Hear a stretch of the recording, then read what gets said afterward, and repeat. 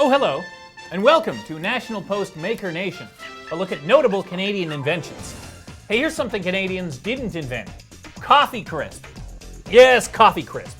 Despite living atop the junk foodiest country that ever junk fooded, this is the one kind of junk food that Americans can't buy. In fact, nobody can buy it. It's exclusively sold in Canada. But like a lot of things that are hard on teeth, Coffee Crisp was actually invented in the United Kingdom. The Brits called the bar Rowntree's Wafer Crisp and later exported it to Canada as Biscrisp.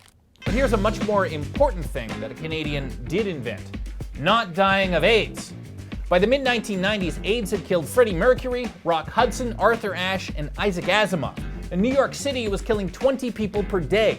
The same year that Forrest Gump hit theaters, AIDS became the leading cause of death for Americans aged 25 to 44.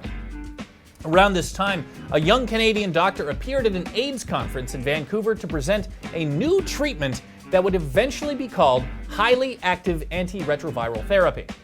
The discovery, which has been adopted as the world standard in HIV treatment, quickly transformed HIV infection from an immediate death sentence into a manageable chronic illness. That doctor is named Julio Montaner. Born in Argentina, Montaner had simply planned to come to Canada to become a pulmonary specialist, but he wound up based at St. Paul's Hospital in Vancouver, the Canadian epicenter of the AIDS crisis in the 1980s.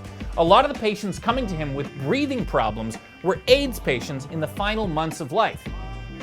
Montaner started out by pioneering a revolutionary new treatment for a kind of pneumonia common to AIDS patients, and then he moved on to trying to stave off AIDS itself. His innovation was devising a drug cocktail of 3 different drugs to treat HIV patients. On their own, each of the drugs had been having mixed success, but together they were able to plunge viral loads to near undetectable levels. The effects were immediate.